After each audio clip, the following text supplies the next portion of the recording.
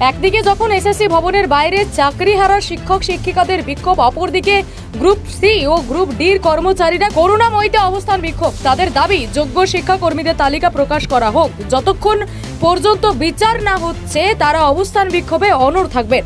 সোমবার দুপুর থেকে না খেয়ে সারা রাত ধরে রাস্তায় বসে অপেক্ষায় থেকেছেন যোগ্য অযোগ্য তালিকা প্রকাশের আশায়। অপরদিকে চাকরিহারারা শিক্ষা ভবনের বাইরে রাত ভোর আন্দোলন করতে থাকেন। তাদের দাবি একটাই, যতক্ষণ না পর্যন্ত শিক্ষা ভবন থেকে তালিকা প্রকাশ না হচ্ছে তারা তাদের বিক্ষোভে অনড় থাকবেন। এই মুহূর্তে আমি আছি করুণাময়ী চত্বরে মধ্যশিক্ষা পর্ষদের ঠিক সামনে। যেমন সূর্যের তাপ বাড়ছে, যত বেলা বাড়ছে তেমনই কিন্তু আন্দোলনের উত্তাপও ততটাই বাড়ছে।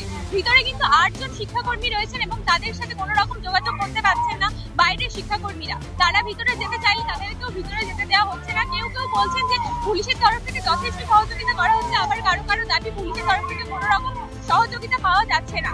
যারা ভিতরে রয়েছেন 8 জন, তারা যেই ঘরটাতে আছেন সেই ঘরের ইলেকট্রিসিটিও কেটে দেওয়া হয়েছে বলে জানানো যাচ্ছে শিক্ষা আন্দোলনকারীদের তরফ থেকে। শুনে আছে 8 জন অলরেডি অনশনে রয়েছেন। তারা কাল থেকে অভুক্ত এবং এক ফোঁটা পানিও তাদের নেই। এমনকি তাদের ইন্টেনশনালি তাদের ঘরটাকে লোডশেডিং করে রাখা হয়েছে, শুধুমাত্র এত বড় অফিসে একটা ঘর, যাতে তারা সামান্য পাখার হাওয়াটুকু পর্যন্ত না পায়। সেই অবস্থায় তারা বসে আছেন। এরা নির্লজ্জের মতো ব্যাকডোর দিয়ে নিজেদের জন্য খাবার, পানীয় জল এগুলো নিয়ে যাচ্ছে। সেটাকে হাতে নাতে ধরা হলো এইমাত্র এবং সেটাকে বন্ধ করার জন্য আমরা অ্যাপিল করছি। কোনো খাবার দেওয়া হয় নাই, কোন ইলেকট্রিসিটি সব কেটে দেওয়া হয়েছে। তাদেরকে এমন ভাবে রাখা হয়েছে, অন্ধকার ঘরের মধ্যে রাখা হয়েছে, আর বেরোতে দিচ্ছে না তাদেরকেও। পুলিশ সহযোগিতা সেরকম ভাবে কোনো সহযোগিতা পাচ্ছে না। পুলিশ আমাদেরকে ঢুকতেই দিচ্ছে না ভিতরে। আর ওদেরকে 8 জনকে রেখে দিয়েছে ভিতরে একদম। কোনো যোগাযোগ ব্যবস্থায় তো মানে কমিউনিকেশন আউট হয়ে গেছে, কারণ তাদের যে ফোনগুলো আছে সেখানে কোনো চার্জিং এর ব্যবস্থা পুরো ফেল হয়ে গেছে। তাদের নাকি ইলেকট্রিক সমস্যা হয়েছে, মানে পুরো তাদের ফোনে চার্জ নেই, মানে কোনো যোগাযোগ এখন এই মুহূর্তে নেই। বেলা যত বাড়ছে আন্দোলনও কিন্তু ততটাই দৃঢ় হচ্ছে।